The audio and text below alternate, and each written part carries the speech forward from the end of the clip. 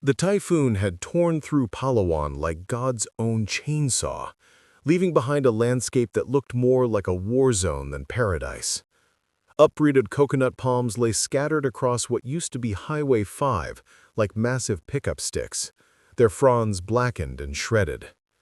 The airstrip at Puerto Princesa was underwater, forcing the joint U.S.-Philippine task force to stage their relief operations from a hastily cleared patch of high ground near the coast. Special Operations Chief Petty Officer Nicolas Cruz adjusted his plate carrier and surveyed the controlled chaos around him. Modular tents sprouted from the muddy terrain like olive drab mushrooms, connected by duckboards that squelched ominously with each footstep. The familiar weight of his HK-416 across his chest felt reassuring in a world that had been rearranged by 200-mile-per-hour winds and storm surge. "Cruz, you copy?" The voice crackled through his bone mic. "Send it, Mars," he replied, recognizing Chief Petty Officer Marisol Mars Ibanez's gravelly tone even through the static. "Command wants SEAL elements in the TOC in 5, something about adding civilian contractors to the mix." Nico grimaced. Civilian contractors during disaster relief usually meant bureaucrats with clipboards who'd never been closer to real devastation than a PowerPoint briefing. "Roger that. En route." The Tactical Operations Center was a climate-controlled oasis in the middle of the mud and misery. Banks of monitors displayed satellite feeds of the affected areas, while radio chatter provided a constant backdrop of damage assessments and supply requests. Lieutenant Commander Avery Holt stood at the center of it all, his khaki uniform somehow still pressed despite the humidity that turned everyone else's clothing into damp rags. Holt was the kind of officer who looked like he'd been assembled from spare parts in Pentagon subcommittee meetings. Every hair was regulation, every ribbon perfectly aligned, every gesture calculated for maximum efficiency. At 38, he'd climbed the ranks through a series of picture-perfect assignments that read like a naval officer's career planning checklist. "Gentlemen," Holt began as the SEAL operators filed in, "we're adding some civilian expertise to our operations. Maritime engineering consultant, brought in to assess port facilities and recommend temporary fixes for our supply chain." Nico felt his stomach drop through the deck plates before he even saw her walk through the tent flap. Lena Cruz, was 52 years old and looked like she could still outwork half the task force. Her silver-streaked black hair was pulled back in a no-nonsense ponytail, and her weathered hands carried the particular calluses that came from a lifetime of working with tools and machinery. She wore practical cargo pants, steel-toed boots, and an expression that suggested she'd rather be anywhere else in the world. "Ma?" The word escaped Nico's lips before his brain could catch up. Every head in the TOC turned toward him, then swiveled back to Lena, who met her son's shocked stare with the same unflappable calm she'd shown when he'd wrecked her car at 17 or called to tell her he was shipping out to Afghanistan. "Hello, Nico," she said simply. "You look good. The Navy's been feeding you." Lieutenant Commander Holt's eyebrows climbed toward his hairline. "I take it you two are acquainted." "She's my mother, sir." Nico felt heat creeping up his neck. In 12 years of military service, he'd never had to explain his family relationships in a tactical environment. It felt like showing up to a firefight in his underwear. "Well," Holt's smile had all the warmth of a tax audit. "That's unexpected. Ms. Cruz, I trust this won't present any complications for your professional objectivity." Lena's expression didn't change. "I've been doing maritime engineering for 30 years, Commander. I've worked disaster zones from Hurricane Katrina to the Indian Ocean tsunami. I don't think one Navy SEAL is going to compromise my ability to fix broken docks and assess harbor damage." The dismissal was so smooth and professional that it took Nico a moment to recognize the subtle burn. His mother had just reduced his entire military career to one Navy SEAL without raising her voice or changing her tone. Mars coughed to cover what sounded suspiciously like a chuckle. "Of course," Holt said stiffly. "Your reputation precedes you. Now, if we could focus on the task at hand." He gestured toward the main display, which showed aerial footage of devastated coastal communities. "We've got 17 villages cut off by flooding, 3 major bridges down, and the main port at Puerto Princesa is a write-off until we can clear the debris field." For the next 20 minutes, Holt outlined the relief operation. Food, water, and medical supplies would flow through a network of temporary supply points, while engineering teams assessed infrastructure damage. It was textbook disaster response, efficient and methodical. Lena listened without taking notes, occasionally asking pointed questions about tonnage capacity or tidal variations that made Holt consult his tablet. When the briefing concluded, she simply nodded. "I'll need to see the port facilities firsthand before I can give you useful recommendations, and I will want to examine any boats or landing craft you're planning to use for supply runs." "That can be arranged. Although I should mention we're operating under some time constraints here. The monsoon season isn't over, and we need to establish reliable supply lines before the next weather system hits." "Understood." Lena shouldered her waterproof bag with practiced ease. "I'll have initial assessments for you by 0800 tomorrow." As the group began to disperse, Nico caught his mother's arm. "Ma, what are you doing here? You never said anything about working disaster relief." Her dark eyes studied his face with the same intensity he remembered from childhood, when she could detect a lie before he'd finished telling it. "You never asked what I do for a living, mijo. You were always too busy saving the world to worry about your old mother's boring engineering job." The words stung because they were true. After joining the SEALs, Nico had been so focused on building his own reputation that he'd never tried to dig deeper into his mother's work. She'd raised him alone after his father died in a training accident when Nico was 8 years old, supporting them both on what he'd assumed was a routine shipyard engineer's salary. "Besides," Lena continued, her voice softening slightly, "someone has to make sure you jarheads don't sink any boats trying to deliver rice to flood victims." Before Nico could respond, she'd walked away, leaving him standing in the humid air outside the TOC with more questions than answers. The next morning dawned gray and oppressive, with the kind of humidity that made every breath feel like drowning in slow motion. Nico found his mother at the improvised boat ramp, knee-deep in the engine compartment of a Mark V special operations craft that looked like it had been through a blender. "Morning, Ma." He approached cautiously, still not sure how to navigate this collision between his family life and professional world. "Hand me that socket wrench," she replied without looking up. "The 10mm. Nico found the tool in her kit and passed it over, noting that her equipment was military-grade and meticulously organized. Everything had its place, with backup tools secured in foam cutouts that spoke of someone who'd learned the hard way what happened when you needed something in an emergency and couldn't find it. "What's the diagnosis?" Lena emerged from the engine compartment with oil stains on her forearms and a grim expression. "Someone's been creative with the maintenance logs. According to the paperwork, this boat had a full service 2 days ago. According to reality, someone packed sand into the fuel filters and loosened the intake manifold bolts. Sabotage? Or criminal negligence?" She wiped her hands on a rag that had seen better decades. "Either way, if you'd taken this boat out for a supply run, you would have dead-sticked about 10 miles offshore." The implications hit Nico like a cold wave. Supply runs meant crossing open water in potentially hostile conditions.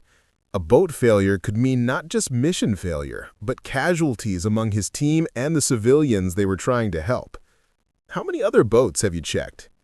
3 so far. Same pattern. Deliberate sabotage disguised as maintenance issues. Lena pulled out a waterproof notebook and showed him pages of detailed annotations. Times, part numbers, specific failures, all documented with the kind of obsessive precision that military investigators would kill for. "Ma, you need to report this up the chain." "To who? Your Commander Holt?" Lena's tone suggested she'd already considered and dismissed that option. "He's more worried about staying on schedule than asking uncomfortable questions about why his supply chain is falling apart." As if summoned by her words, Lieutenant Commander Holt appeared at the top of the boat ramp, looking harried. Behind him trailed Dr. Amara Villanueva, the NGO medical coordinator, and Master Sergeant Roel Navarro from the Philippine Air Force. "Miss Cruz, I need those boats operational by 1400 hours. We've got medical supplies that need to reach Quran before the next weather system moves in." "These boats aren't going anywhere until I rebuild half their fuel systems," Lena replied evenly, "unless you want to explain to the families why their relief supplies are sitting on the bottom of the Sulu Sea." Holt's jaw tightened. "With respect, ma'am, we're operating under emergency conditions here. Sometimes you have to accept calculated risks." "There's nothing calculated about these risks, Commander." Lena climbed up from the boat ramp, her notebook in hand. "Someone's been systematically sabotaging your fleet. These aren't maintenance issues or storm damage. This is deliberate." Dr. Villanueva stepped forward, her expression troubled. "What kind of sabotage are we talking about?" Lena flipped through her notes. "Sand and fuel filters, loosened bolts, disconnected safety systems, classic stuff, designed to cause failures after you're already committed and can't turn back." Master Sergeant Navarro frowned. "That matches some irregularities we've been seeing in our flight manifests. Cargo weights that don't match what's actually loaded, fuel calculations that are consistently off." "Probably unrelated," Holt said quickly. "We're dealing with storm damage, language barriers, and stressed equipment. Mistakes happen." "This many mistakes? In this pattern?" Lena shook her head. "Commander, I've worked disaster zones from New Orleans to Banda Aceh. I know what storm damage looks like, and I know what sabotage looks like. This is sabotage." Nico watched the exchange with growing unease. His mother had shifted into what he privately called her engineering mode, the same focused intensity she'd shown when helping him with math homework or teaching him to change a car's oil. But there was something else there, a kind of operational awareness that seemed familiar in a way he couldn't quite place. "Miss Cruz," Holt said with strained patience, "I appreciate your thoroughness, but we can't delay relief operations based on speculation. If you can get these boats running safely, please do so. If not, we'll work around them." "It's not speculation when I can show you the bolt patterns. But understood. I'll have 3 boats operational by your deadline. The 4th will need parts we don't have." Holt nodded curtly and walked away, Dr. Villanueva and Master Sergeant Navarro trailing behind. But Nico noticed that Villanueva kept glancing back, her expression troubled. "Ma," he said when they were alone again, "maybe you should back off a little. Holt's under a lot of pressure and what? I should keep my mouth shut while someone's trying to get people killed?" Lena's voice carried an edge that Nico hadn't heard since he was a teenager testing boundaries. "Mijo, I didn't raise you to back down when lives are on the line." The words hit harder than they should have, carrying implications that Nico didn't fully understand.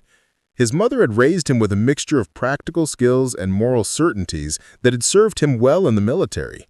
But where had those certainties come from? What had shaped the woman who'd shaped him? "I'm going to keep documenting what I find," Lena continued, softer now, "because when this all goes sideways, and it will, someone's going to need answers, and someone's going to need to know how to fix it." That night, Typhoon Paolo's outer bands lashed the coast with horizontal rain and winds that turned every piece of loose equipment into a potential missile. The TOC's been battened down for the duration, but Nico found his mother in the communications shelter hunched over a bank of monitoring equipment with Tariq Mansouri, the civilian contractor running drone operations for the task force. Tariq was a wiry Lebanese-American in his 30s whose resume read like a tech nomad's fever dream. MIT dropout, NGO network administrator, startup founder, defense contractor. His workspace looked like an electronics bazaar had exploded, with cables snaking between laptops, radio scanners, and custom-built signal processors that he'd apparently assembled from spare parts and determination. "You see it too, right? The packet timing?" "Clear as day." Tariq highlighted something on his screen. "Someone's piggybacking data on our drone feeds, short bursts, probably encrypted, riding the storm clutter so they're almost invisible." Nico pulled up a chair, rainwater still dripping from his poncho. "What are you two looking at?" Ghost signals, his mother replied without turning around. Someone's using our own communication network to coordinate activities we're not supposed to see. On the screen, Tarek had overlaid several data streams: drone telemetry, weather radar, communication logs, and something else, irregular blips that appeared and disappeared like digital phantoms. Started noticing it yesterday, Tarek explained. Little packet bursts that didn't match our standard protocols. Thought it might be interference from damaged cell towers or weather equipment, but the timing's too precise. Lena pulled out her ever-present notebook and compared entries. Look at this. Every time we get one of these ghost signals, there's a corresponding irregularity in our supply manifests. Missing pallets, rerouted deliveries, fuel discrepancies. Could be coincidence, Nico said, though he didn't believe it. Could be, Lena agreed. Or someone's using our communication network to coordinate the theft of relief supplies. The implication hung in the humid air like smoke. If someone was systematically stealing disaster relief, medicine, food, clean water meant for typhoon victims, they weren't just committing theft, they were committing murder by proxy. Can you trace the source? Tarek shook his head. Not without standard equipment. The signals are bouncing off the storm systems using natural atmospheric scatter to mask their origin points. Clever as hell, actually. But not impossible to track, Lena added. We need to build a mesh network with storm-hardened sensors, something that can filter out the atmospheric noise and triangulate on the source signals. That's not exactly standard military equipment, Nico pointed out. No, but we can build it. Lena was already sketching something in her notebook. Tarek's got the signal processing gear, I've got spare antenna elements from the boat repairs, and there's enough networking equipment in the supply chain to put together a basic tracking array. Tarek leaned over to examine her sketch, his eyes widening. This is actually brilliant. You're proposing a distributed sensor network using the storm itself as a signal reflector. That's some serious signal intelligence tradecraft. Where did you learn to do this stuff, Ma? Nico asked. His mother's pen paused for just a fraction of a second. You pick things up over 30 years of keeping communication systems running in disaster zones. The answer was smooth, professional, and completely inadequate. Nico had worked with signal intelligence specialists throughout his SEAL career, and what his mother was proposing wasn't something you picked up from engineering textbooks. This was operational knowledge, the kind that came from hunting human targets in contested electromagnetic environments. Before he could press further, the shelter's entrance flap snapped open, and Lieutenant Commander Holt stepped inside, looking like a drowned rat in officer's clothing. "What are you people doing in here?" His voice carried the particular irritation of someone who'd been fighting the weather for 3 hours and losing. "Monitoring communications and drone feeds for anomalies," Tarek replied diplomatically. Holt's gaze swept over the displays, taking in the overlaid data streams and Lena's sketches. "Ms. Cruz, I thought I made it clear that your focus should be on mechanical systems, not communications." "Hard to separate the two when someone's using our communications to coordinate attacks on our mechanical systems," Lena replied evenly. "Attacks?" His eyebrows climbed. "That's a very serious accusation." "It's a very serious situation." Lena turned in her chair to face him directly. "Commander, someone is systematically stealing relief supplies and sabotaging our equipment. They're using our own communication network to coordinate their operations. This isn't random criminality. This is organized, professional, and ongoing." "And your evidence for this conspiracy theory?" Lena gestured toward the screens. "Data correlation, signal analysis, and pattern recognition, the same tools the Navy uses to hunt submarines." The comparison was pointed, and Holt's expression suggested he'd caught the implication. "Ms. Cruz, you're a civilian contractor with a mechanical engineering background. Signals intelligence is somewhat outside your lane." "Is it?"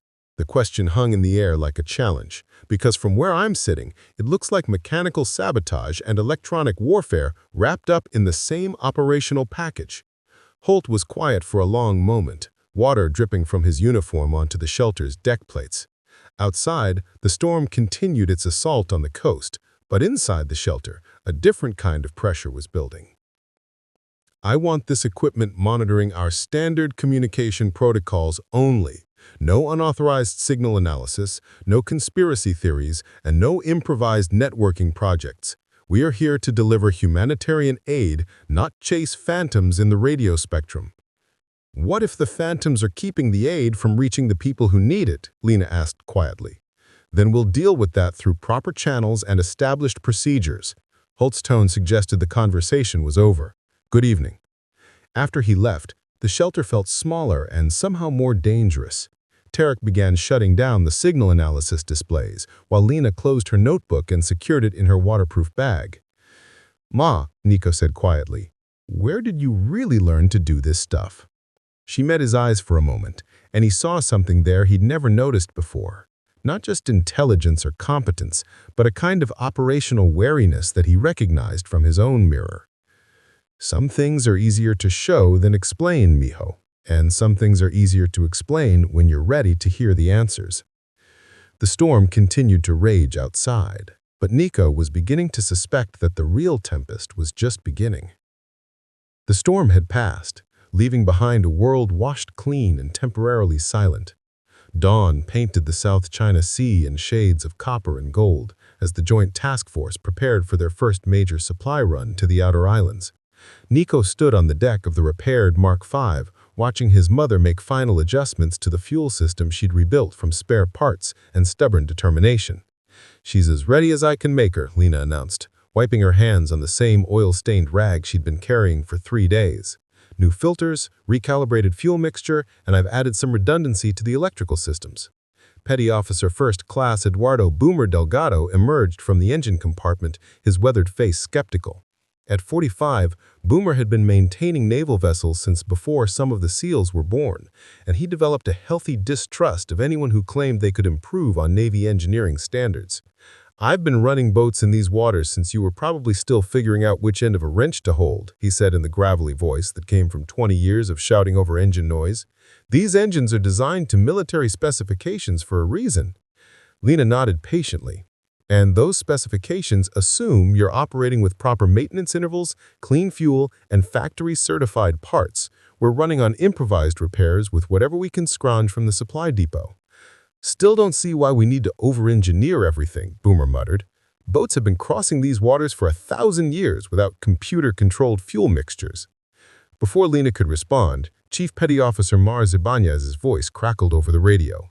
All stations, this is Task Force Actual. We have a surface contact bearing 270, range approximately 5 miles, appears to be a civilian salvage vessel. Through his binoculars, Nico could make out the approaching ship, a converted fishing trawler with heavy-duty cranes and diving equipment, the kind of vessel that made its living pulling valuable wreckage from the ocean floor, or in this case, probably helping storm victims recover what the typhoon had claimed. The ship's captain introduced himself as Ilya Borodin, and from the moment he set foot on their makeshift dock, Nico felt something crawl up his spine. Borodin was maybe 50, with the kind of weathered face that came from decades at sea and the easy confidence of someone accustomed to being the smartest person in the room. His English was accented but precise, and his handshake was firm without being aggressive. "Commander Holt," Borodin said with a slight bow that managed to be respectful without being subservient. "I want to offer my vessel's assistance with your relief efforts. My crew knows these waters intimately, and we have equipment that might prove useful for clearing debris from shipping channels." Lieutenant Commander Holt practically glowed with satisfaction. This was exactly the kind of local cooperation that would look good in his after-action reports. "Captain Borodin, that's exactly the kind of public-private partnership we're looking for. What's your vessel's cargo capacity?" "Modest, but we make up for it in maneuverability and local knowledge." Borodin's smile was warm and genuine. "I've been working these waters for 15 years. I know every reef, every current, every place where a typhoon might push debris that could threaten your larger vessels."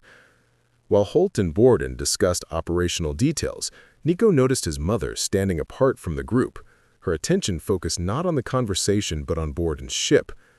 She'd pulled out a small pair of binoculars and was methodically examining the vessel's equipment and configuration. "Impressive setup," she said when Borodin approached her. "Those cranes look like they could handle some serious salvage work." "Thank you. We specialize in deep water recovery. Insurance companies pay well for cargo that others consider lost forever." Borden's eyes studied Lena with the same professional interest she'd shown his ship. "You must be the maritime engineer I've heard about. Elena Cruz, correct?" "That's right. And you're Captain Borden. Mind if I ask what kind of salvage work brings you to Palawan during typhoon season?" "The same kind that brings the U.S. Navy, I imagine. People in distress, valuable things lost to the storm, opportunities to help where help is needed most." His smile never wavered, but something shifted in his eyes. "Though I suppose we all have our own definitions of valuable." The conversation continued for another 10 minutes, but Nico found himself watching his mother's face instead of listening to the words. She had what he'd learned to recognize as her processing expression, the same focus intensity she'd shown when reviewing the sabotaged boat engines or analyzing the ghost signals. After Borden returned to his ship, Lena immediately sought out Tarek in the communications shelter. "I need you to run a check on that salvage vessel's AIS transponder. Cross-reference it with maritime traffic databases for the last 6 months," she said without preamble. "Looking for anything specific?" Tarek asked, already pulling up the relevant software. "Inconsistencies. Places where the official records don't match what we can observe." Lena pulled out her notebook and flipped to a fresh page. "That ship is carrying more communication equipment than you'd expect for a salvage operation. Multiple satellite dishes, what looked like a military-grade radio suite, and electronic warfare antennae disguised as navigation equipment." Tarek's fingers flew over the keyboard. "AIS transponder shows that the vessel is the Maria Consuela, registered in Panama, home port listed as Davao. But," he frowned at the screen, "that's interesting. The electronic signature doesn't match the physical configuration I'm seeing on the radar returns." "Meaning?" "Someone's spoofing their AIS data. The electronic signature says they're a 180-foot fishing vessel, but radar shows something closer to 200 feet with a much heavier displacement." Lena made notes while Tarek continued his analysis. "Track record shows them working salvage operations in the Sulu Sea, the Celebes Sea, and the Malacca Strait. Always seems to show up right after major storms or maritime incidents. How convenient." Lena's voice was dry as dust. "And I'm betting if we dig deeper, we'll find that some of those maritime incidents involved cargo ships carrying exactly the kind of supplies that have been disappearing from our relief operations." Before Tarek could respond, the communications shelter's entrance flap opened and Boomer Delgado stumbled in, soaked to the skin and wearing an expression that mixed embarrassment with grudging respect. "Ma'am," he said to Lena, "I owe you an apology and a thank you." "What happened, Boomer?" "Took the Mark V out for a test run through the Balabac Strait. Hit a silk cloud that would have choked a standard engine setup 6 ways from Sunday. Our fuel system modifications kept us running clean when every other boat would have been dead in the water. We made it through an inlet that I've seen kill engines with half as much debris." Lena nodded matter-of-factly, as if keeping boats running through impossible conditions was just another day on the office. "The key is maintaining consistent fuel pressure and filtration even when you're ingesting contaminated water. Standard Navy systems are designed for blue water operations, not typhoon aftermath." "Where did you learn to do that kind of modification?" Boomer asked. "Because that's not civilian engineering. That's operational knowledge, the kind you get from keeping boats running in combat zones where failure means people die." The question hung in the air like smoke, and Nico found himself holding his breath. His mother's expertise was becoming impossible to explain away as simple maritime engineering experience. "You learn what you need to learn," Lena replied quietly, "and you remember what works when lives depend on it." It wasn't really an answer, but Boomer seemed to accept it. "Well, ma'am, whatever you learned and wherever you learned it, I've got your vote. Any boat you've touched, I'll take into harm's way without a second thought." That endorsement, coming from Boomer, carried weight throughout the task force. By evening, even the skeptical boat crews were seeking out Lena's modifications and recommendations. But as the sun set over the Sulu Sea, painting the water in shades of crimson and gold, Nico couldn't shake the feeling that his mother's growing influence was making her a target for someone who preferred to operate in the shadows. The explosion came at 03:47 hours, turning night into orange-white day for 3 terrible seconds before plunging the supply depot back into darkness.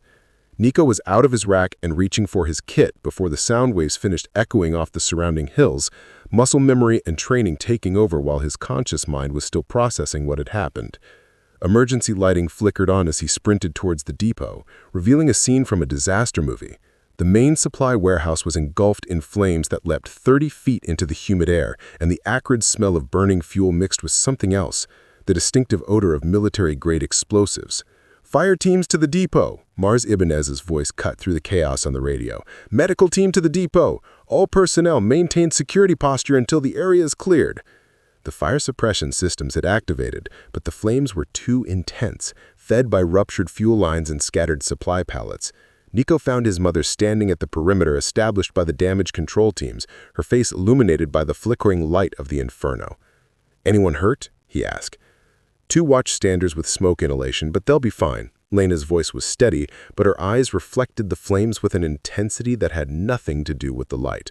"This wasn't an accident, Nico." Before he could ask what she meant, Lieutenant Commander Holt arrived, looking like he'd dressed in a hurry and forgotten to comb his hair.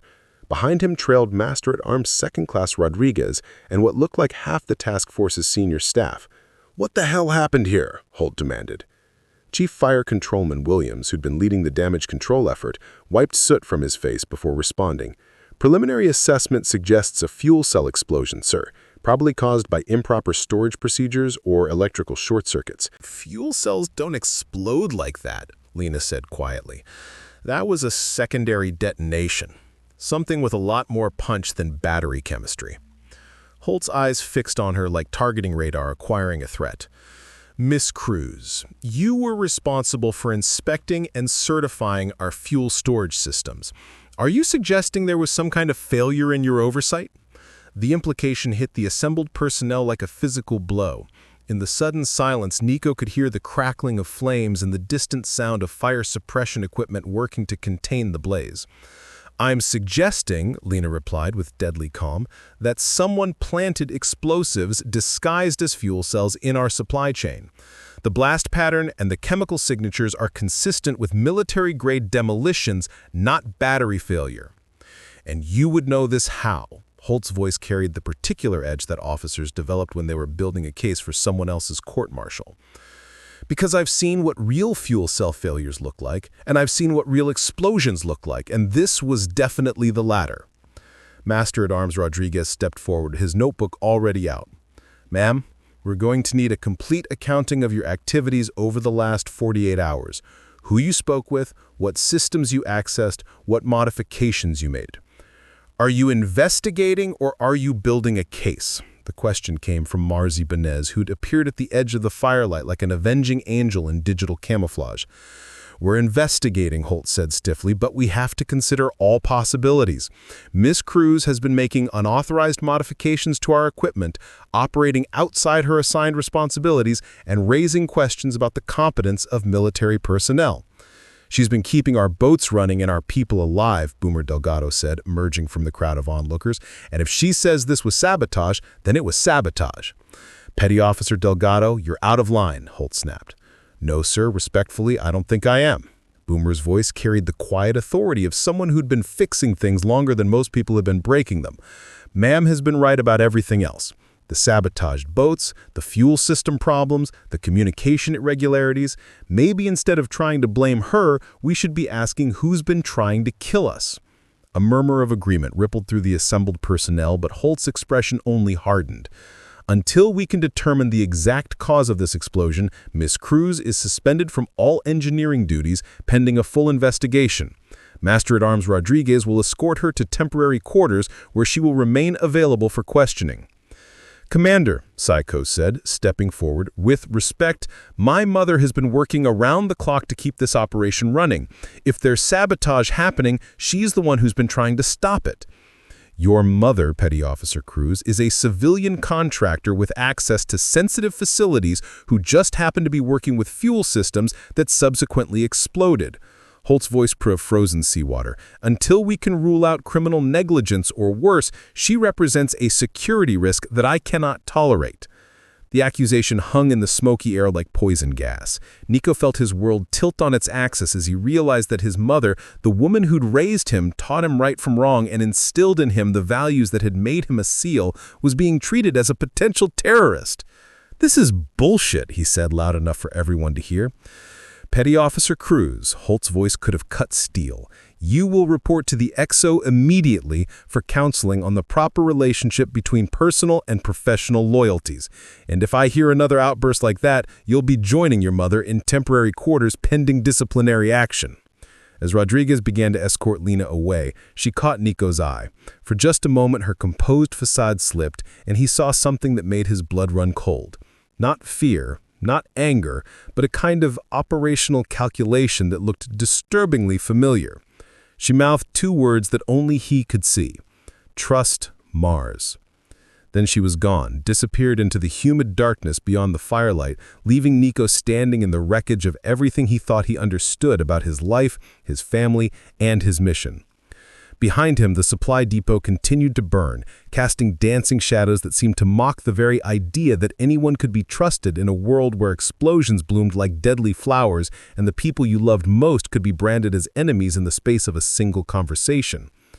The next 18 hours passed like a fever dream constructed from bureaucratic nightmares and operational paralysis.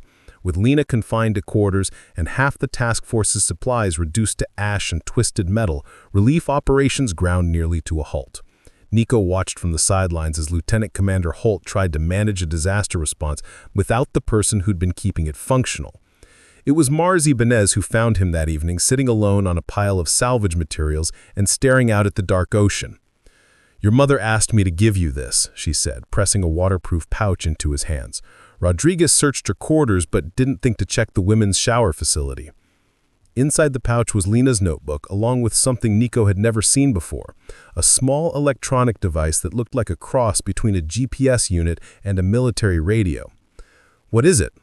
According to her note, it's a frequency scanner she built from spare parts, designed to track those ghost signals that Tarek identified.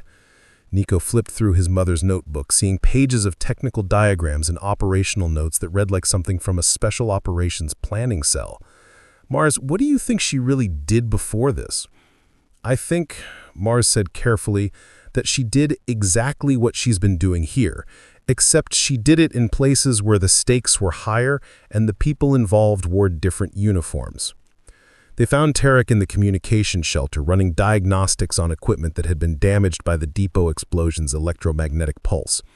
He looked up when they entered, his expression grim. "Let me guess, Lena wants us to keep hunting for those ghost signals despite official orders to the contrary." "Something like that."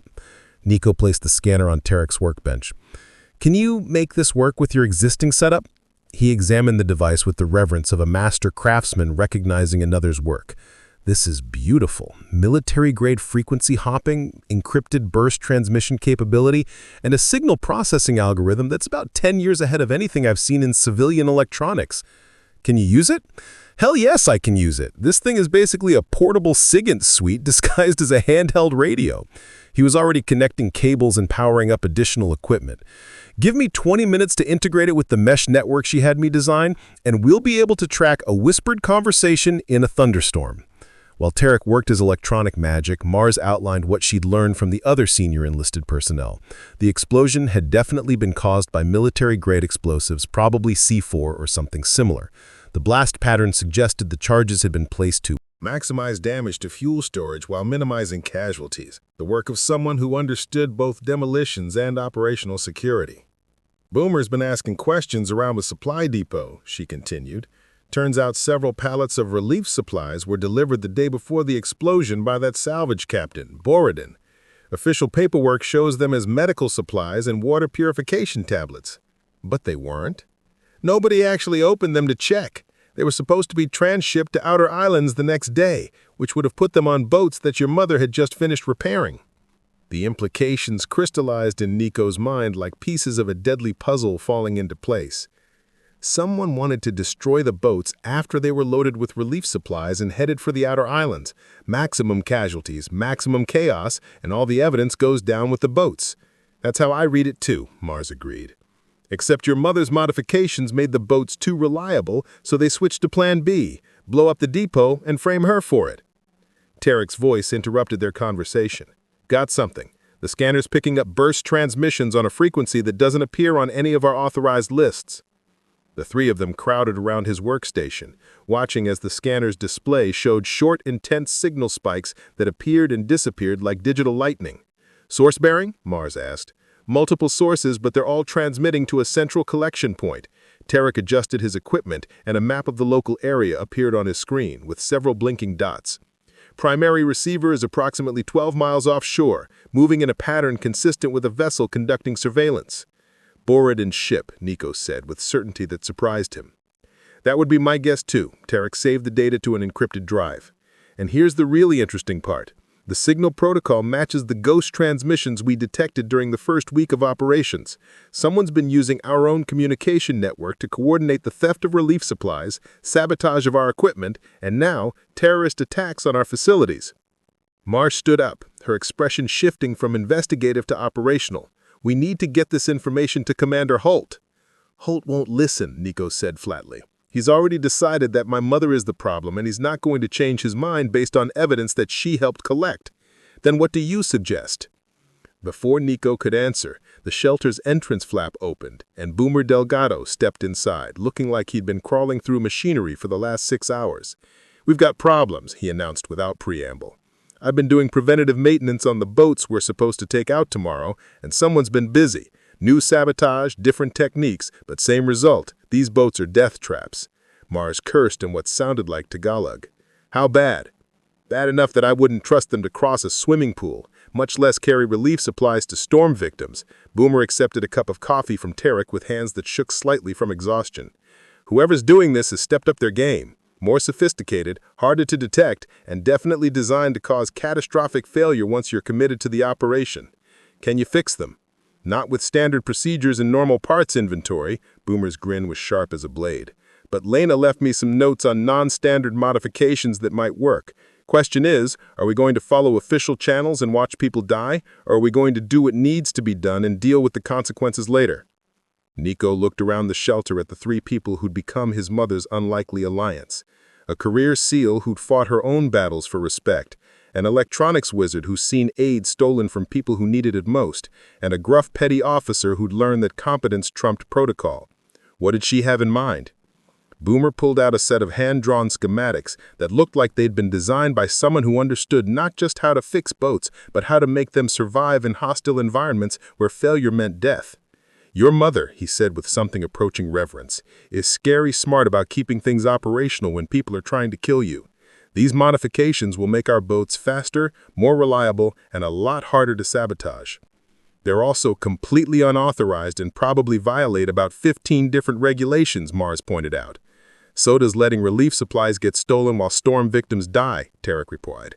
I vote we do what Lena would do. Fix the problem, document everything, and let the brass sort out the paperwork later. They worked through the night, turning the communication shelter into an impromptu operations center, where signal intelligence merged with mechanical engineering and operational necessity. By dawn, they had a plan that was equal parts brilliant and completely insane. And somewhere in the back of his mind, Nico was beginning to understand that his mother hadn't just taught him how to be a good man or a good sailor. She'd taught him how to be a good operator. The storm had returned with a vengeance, turning the Sulu Sea into a churning mass of black water and white foam that would have challenged even experienced mariners under normal circumstances. But these weren't normal circumstances, and the modified RHIBs that slipped through the 8-foot swells were carrying a boarding party that had every intention of ending Captain Borodin's operation before dawn broke over the Philippine archipelago. Nico pressed his bone mic closer to his ear, fighting to hear his mother's voice over the howling wind and the throaty growl of the RHIB's engines. She was back at the task force base, officially still confined to quarters, but unofficially running the most sophisticated maritime interdiction operation any of them had ever attempted. Dragon Actual, this is Lighthouse. Lena's voice crackled through the encrypted channel that Tarek had established using her improvised communication gear. Target vessel is maintaining course 270, speed 8 knots. Her routing pattern suggests she's trying to blend with legitimate fishing traffic, but her electronic signature is all wrong for a working boat. Copy, Lighthouse. Nico adjusted his night vision goggles and checked his equipment one final time. The HK-416 was secured across his chest, magazines loaded and chambered, but he suspected tonight's work would be more about stealth than firepower. Dragon 2, Dragon Actual, Nico transmitted. How are your engines holding up? Like a dream. Boomer's voice carried an edge of amazement. Whatever your mother did to these fuel systems, they're running cleaner and stronger than factory specs. We're getting 20% better fuel economy and 30% more torque than standard configuration." Through his night vision, Nico could make out the dark bulk of Borodin's vessel maybe 200 meters ahead. The Maria Consuela looked innocent enough, just another salvage trawler riding out the storm while waiting for better weather to conduct recovery operations. But Lena's technical analysis had revealed electronic warfare equipment, concealed weapon mount, and communication gear that belonged on a military vessel, not a civilian salvage boat. "Lighthouse, Dragon Actual," he transmitted. "Beginning final approach. Any changes to the target's defensive posture?" "Negative. They're running standard navigation lights and maintaining course. Either they don't know you're coming, or they're very confident in their ability to handle visitors." Lena's voice carried the calm professionalism of someone who'd done this before, many times, in conditions that made tonight's operation look like a training exercise. It was becoming impossible to ignore the implications of her expertise, but Nico pushed those questions aside. There would be time for answers later, if they all survived the next hour. The boarding operation unfolded with the smooth precision of a choreographed dance. Mars's RHIB came alongside the target vessel's port quarter, while Nico's team approached from starboard, both boats using the storm's natural noise to mask their engines until the last possible moment. Grappling hooks flew in perfect synchronization, followed by seals moving up the hull with the fluid efficiency of predators who'd practiced this maneuver until it became muscle memory. "Lighthouse, Dragon Actual," Nico whispered into his mic as he cleared the deck rail. "We're aboard. No contacts visible topside, but I can hear activity below deck." "Copy. Thermal imaging shows at least 6 personnel in the main cabin area, plus someone in what looks like a communications center near the bow. Be advised, their electronic signature just spiked. They may be trying to transmit a distress call or wipe their data storage." "Can you stop it?" "Working on it. Tarek is attempting to jam their satellite uplinks, but they've got some sophisticated communication gear, military grade, probably Russian or Chinese origin." The main cabin proved to be both more and less than Nico had expected. More because the electronic equipment was clearly designed for coordinating complex operations across multiple time zones. This wasn't just theft, it was systematic piracy on an industrial scale. Less because the crew consisted mostly of merchant mariners who surrendered without resistance the moment they saw armed SEALs in full tactical gear. "Where's Captain Borodin?" Mars demanded in accented English, her rifle trained on a nervous-looking Filipino sailor who seemed to be the senior man present. "Gone. Left this morning when weather turned bad. Said he would return when storm passes." "Bullshit," Boomer's voice crackled over the radio from the engine room. "This boat's been underway for the last 6 hours. Engine logs show continuous operation and the shaft bearings are still warm." It was Switch Okafor, the cryptologic technician who'd been monitoring communications from the support vessel, who provided the answer. "Dragon Animants, Switch here. I've got intercepts suggesting that Borodin transferred to a smaller vessel approximately 2 hours ago. He's probably trying to make it to international waters before you could complete the boarding." Nico felt a surge of frustration. They'd risked everything to capture the head of the smuggling operation, and he'd slipped away like smoke in the wind. "Lighthouse, Dragon Actual," his mother's voice cut through his disappointment. "Don't worry about Borodin. Focus on securing the evidence. What you're going to find on that boat will be more valuable than any single arrest." She was right, of course. The next 2 hours of systematic search revealed a treasure trove of incriminating evidence. Detailed shipping manifests showing diverted relief supplies, communication logs coordinating with corrupt officials in 3 different countries, and financial records indicating that the theft of humanitarian aid had been generating millions of dollars in profits. More disturbing was the discovery of weapons caches that included not just small arms, but military-grade explosives, remote detonation devices, and equipment designed for maritime sabotage. This wasn't opportunistic theft. It was systematic operation designed to profit from human misery while actively creating more of it.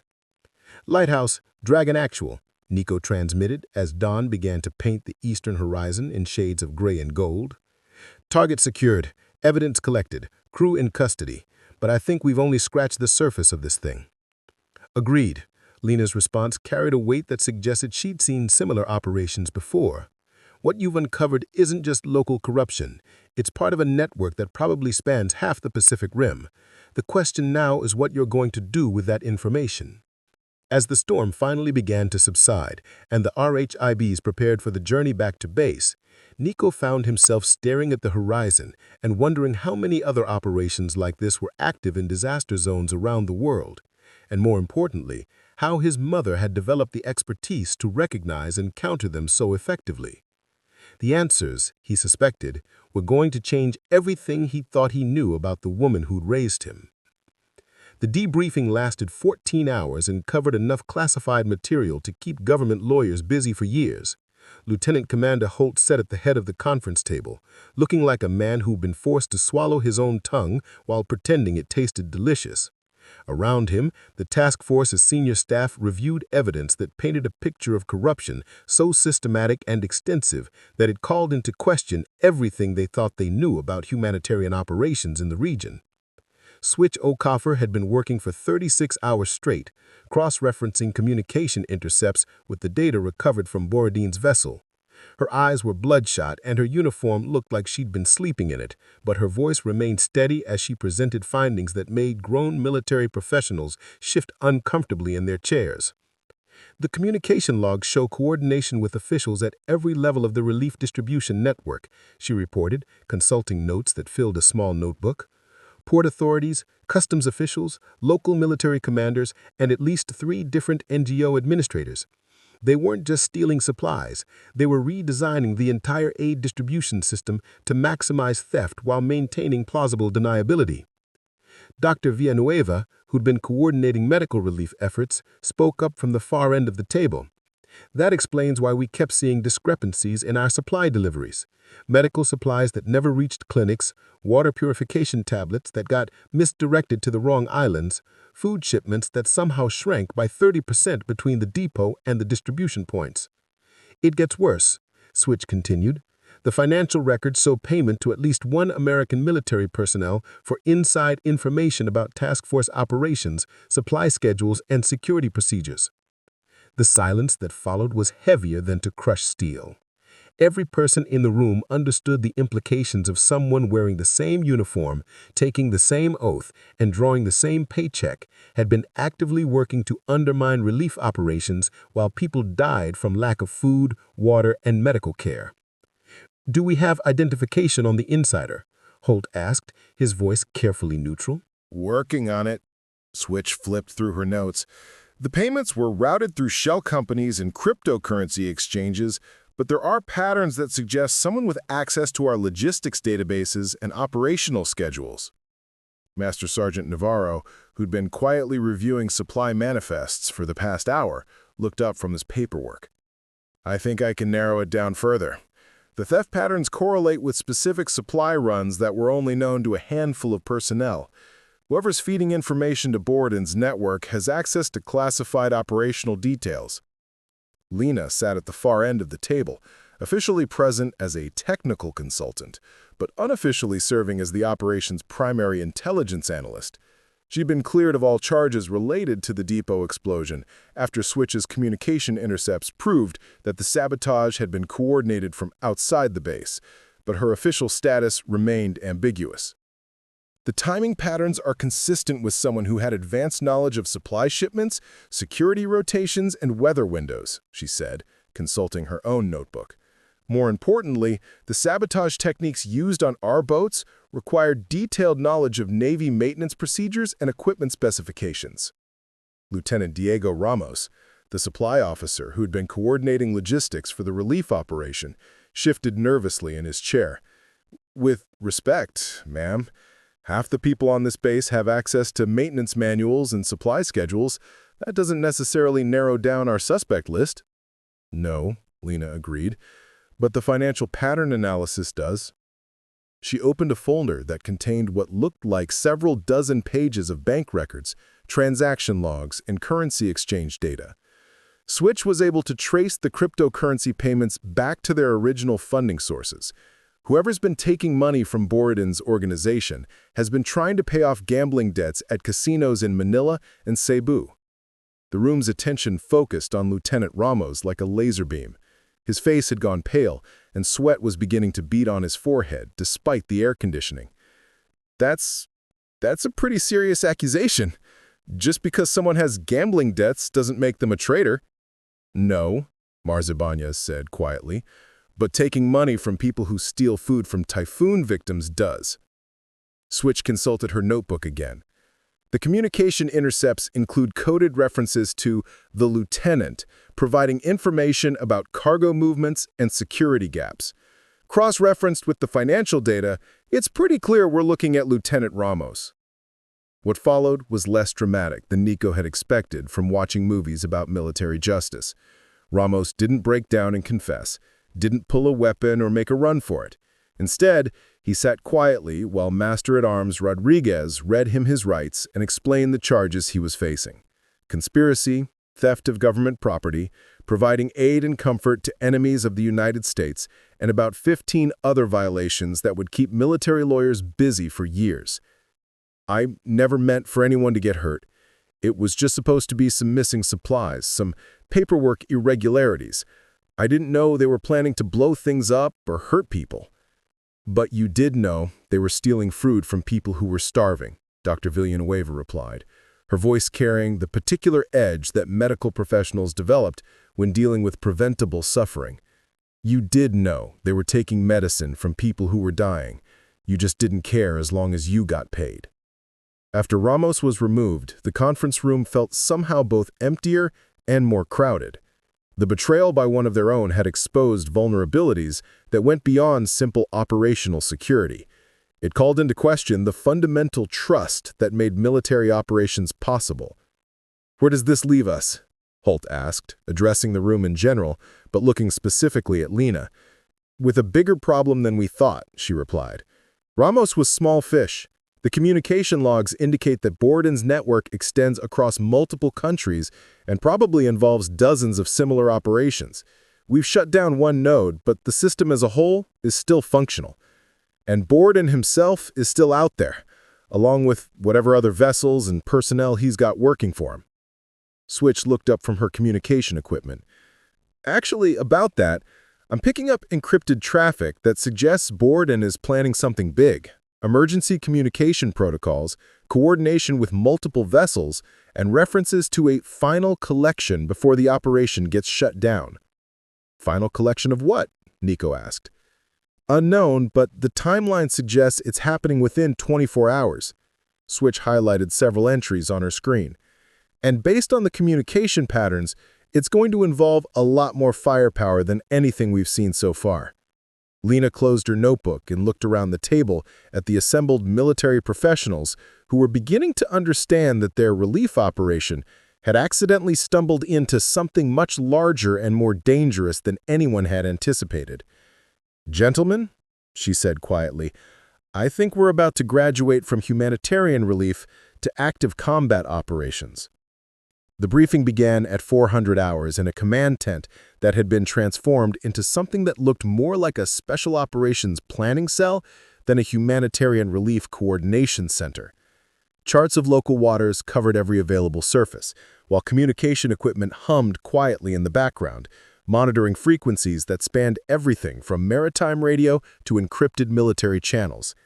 Lena stood at the front of the assembled task force leadership, no longer the dismissed civilian contractor or suspected saboteur, but the operational planner who had spent the last week demonstrating expertise that most military professionals couldn't match after decades of service. "Based on communication intercepts and vessel tracking data," she began, "Borden is coordinating a final collection operation involving at least 3 vessels and a substantial quantity of high-value cargo that he's been accumulating over the past 6 months. The main display showed a tactical map of the Sulu Sea with several blinking icons representing known and suspected vessels. His primary collection point is here," Lena continued, highlighting an area approximately 30 miles from the Philippine coast. "Deep water, minimal shipping traffic, and positioned to allow rapid transit to international waters if he encounters opposition." Lieutenant Commander Holt, who'd been conspicuously silent since the previous day's revelations about Lieutenant Ramos, finally spoke up. Miss Cruz, what you're proposing sounds less like humanitarian relief and more like a military interdiction operation. That's significantly beyond our current authorization. Commander, Dr. Villanueva interjected, the cargo that Borodin is collecting includes medical supplies stolen from typhoon victims, food that was supposed to feed displaced families, and water purification equipment that could save hundreds of lives. If that's not a humanitarian concern, I don't know what is. Mars Ibanez stepped forward, her expression carrying the particular intensity of someone who'd made a decision and intended to see it through. Sir, with respect, our mission is to provide relief to people affected by the typhoon. If someone is systematically stealing that relief and profiting from human misery, stopping them falls within our operational mandate. Besides, Boomer added from his position near the equipment displays, these bastards tried to kill us. The depot explosion, the sabotage boats, and the coordinated attacks on our supply chain. This isn't just theft anymore. It's combat operations against U.S. military personnel. Holt looked around the room at faces that reflected a mixture of professional determination and personal anger. These weren't just military personnel following orders. They were people who'd been targeted for doing their jobs and were ready to respond accordingly. "What do you have in mind?" he asked Lena. She gestured toward the tactical display, which now showed a detailed operational plan that looked like something from a Special Forces handbook. Coordinated interdiction using modified ribs, supported by drone surveillance and electronic warfare capabilities that Tarek has developed from the equipment we captured from Borodin's vessel. Tarek stepped forward, looking like he'd been living on coffee and determination for the past week. The mesh network that Lena designed can not only track their communication, but actively disrupt it. We can jam their coordination frequencies, spoof their GPS systems, and feed false information to any drone scouts they're using. The boat modifications that Boomer and I developed will give us speed and reliability advantages in the sea conditions we're likely to encounter, Lena continued. More importantly, the fuel system improvements mean we can operate at extended range without worrying about mechanical failures. Switch Okafor consulted her notebook. Communication intercepts suggest they're planning to transfer cargo at first light, then disperse to separate destinations. If we're going to stop them, it has to be during the transfer operation when they're most vulnerable. Nico studied the tactical display, recognizing elements of doctrine that he'd learned during SEAL training, but presented with innovations that made the standard approaches more effective. "Ma, this operational plan, it's not just good, it's brilliant. Where did you learn to coordinate this kind of multi-platform interdiction?" For a moment, the command tent was silent except for the quiet hum of electronic equipment. Lena looked around the room at faces that represented different services, different specialties, and different levels of experience, but all united by a common understanding that some things were worth fighting for. "You learn what you need to learn when people's lives depend on getting it right," she said quietly. The operation launched 90 minutes before dawn, with 3 modified ribs carrying a joint SEAL Philippine military team through seas that had calmed enough to allow high-speed transit, but remained rough enough to challenge even experienced boat crews. Overhead, Tarek's drone network provided real-time surveillance, while his electronic warfare suite began the systematic disruption of enemy communications. Dragon elements, lighthouse. Lena's voice crackled through the encrypted communication system as the boats closed on their target area. Multiple contacts bearing 090, range 8 miles. Looks like our intelligence was accurate. They're conducting transfer operations between 3 vessels. Through his night vision goggles, Nico could make out the distinctive silhouettes of boats engaged in ship-to-ship cargo transfer. In the pre-dawn darkness, it looked innocent enough, but the intelligence picture painted by weeks of investigation told a different story. "Lighthouse, Dragon Actual," he transmitted. "Initiating final approach. How's their electronic posture?" "Degraded. Tarek's jamming is preventing coordination between vessels, and their drone scouts are getting fed false position data. As far as they know, you're still 20 miles away." The interdiction unfolded with the smooth precision of a plan that accounted for every variable and prepared for every contingency. Mars's element approached from the north, cutting off escape routes toward international waters, while Nico's team came in from the south, preventing flight toward the Philippine coast. The third rib, carrying Boomer and a mixed crew of Navy and Philippine personnel, positioned itself to intercept any attempts to jettison cargo. All Dragon elements, execute, execute, execute. What followed was less a battle than a systematic dismantling of an operation that had survived for months by avoiding direct confrontation with military forces. Faced with coordinated opposition that had anticipated their tactics and neutralized their advantages, Borodin's network collapsed like a house of cards in a hurricane. The cargo transfer revealed the true scope of the operation, not just stolen relief supplies, but weapons intended for sale to insurgent groups, drugs that were being smuggled under the cover of humanitarian operations, and electronic equipment that suggested connections to intelligence services that weren't particularly friendly to American interests. And in the main cabin of the lead vessel, they found Captain Borodin himself, along with records that documented a criminal enterprise spanning multiple countries and generating profits that would have impressed legitimate corporations.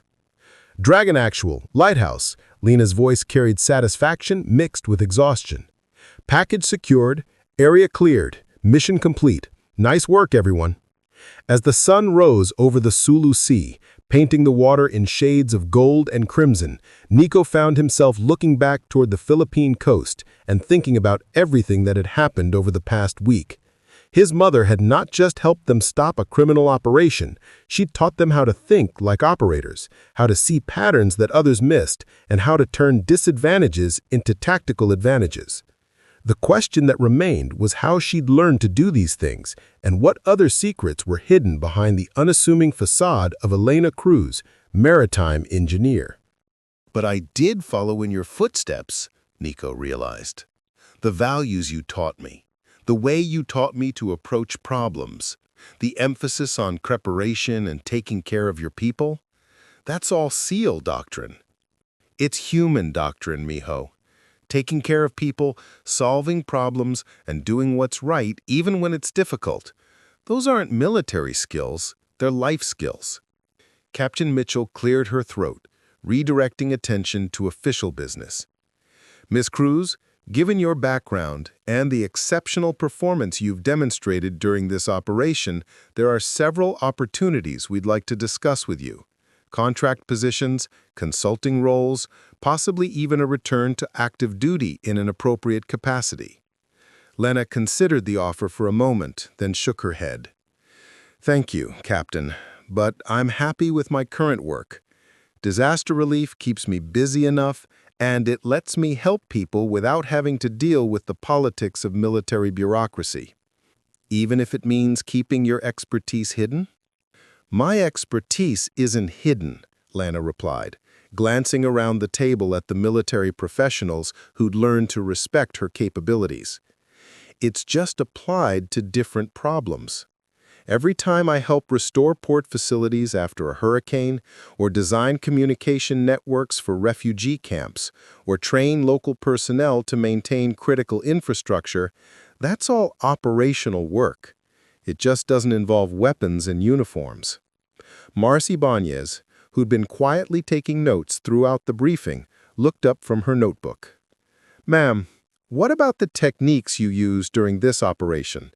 The interdiction planning, the electronic warfare coordination, the way you integrated different platforms and capabilities. What about them? Are you planning to document them? Because what you've developed here could revolutionize how we approach maritime operations in contested environments. Lena smiled, and for a moment she looked like the mother who'd helped Nico with homework rather than the special operations veteran who'd just dismantled an international criminal network. Chief Ibanez, I've been documenting everything I do for 30 years. Force protection, operational security, and institutional memory. You never know when someone might need to replicate your work under similar circumstances. She opened her waterproof notebook to a page that contained contact information for various military commands, academic institutions, and engineering organizations. If the Navy wants to incorporate these techniques into official doctrine, there are proper channels for that. And if individual operators want to understand the theory behind the applications, I'm usually available for consultation. Captain Mitchell made several notes on her tablet. We may take you up on that offer. I hope you do, because what we uncovered here, this network of corruption and theft that uses humanitarian crises as cover for criminal operations, this isn't unique to the Philippines. It's happening everywhere there are disasters and displaced people and opportunities for those with no conscience to profit from human suffering. The briefing continued for another hour, covering operational details, lessons learned, and administrative follow-up that would keep staff officers busy for months. But Nico found his attention drifting to his mother, seeing her with eyes that had been fundamentally changed by the past week's revelations. She wasn't just the woman who raised him, taught him right from wrong, and supported him through the challenges of growing up without a father. She was also a warrior who'd served her. But I did follow in your footsteps, Nico realized. The values you taught me, the way you taught me to approach problems, the emphasis on preparation and taking care of your people, that's all SEAL doctrine. It's human doctrine, mijo. Taking care of people, solving problems, and doing what's right even when it's difficult. Those aren't military skills, they're life skills.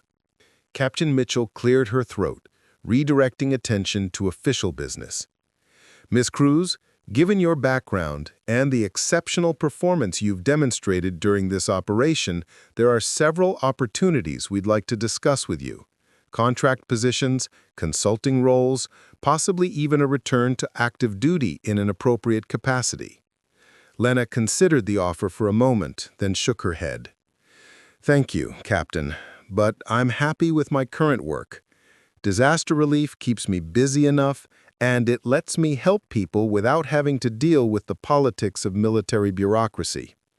Even if it means keeping your expertise hidden?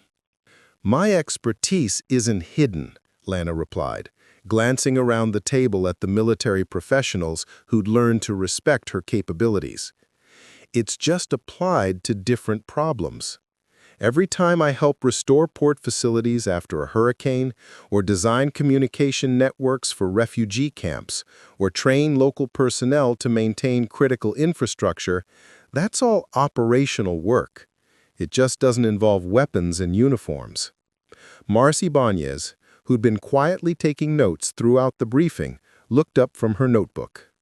Ma'am, what about the techniques you used during this operation? The interdiction planning, the electronic warfare coordination, the way you integrated different platforms and capabilities. What about them? Are you planning to document them? Because what you've developed here could revolutionize how we approach maritime operations in contested environments. Lena smiled, and for a moment she looked like the mother who'd helped Nico with homework rather than the special operations veteran who'd just dismantled an international criminal network. Chief Ibanez, I've been documenting everything I do for 30 years. Force protection, operational security, and institutional memory. You never know when someone might need to replicate your work under similar circumstances. She opened her waterproof notebook to a page that contained contact information for various military commands, academic institutions, and engineering organizations.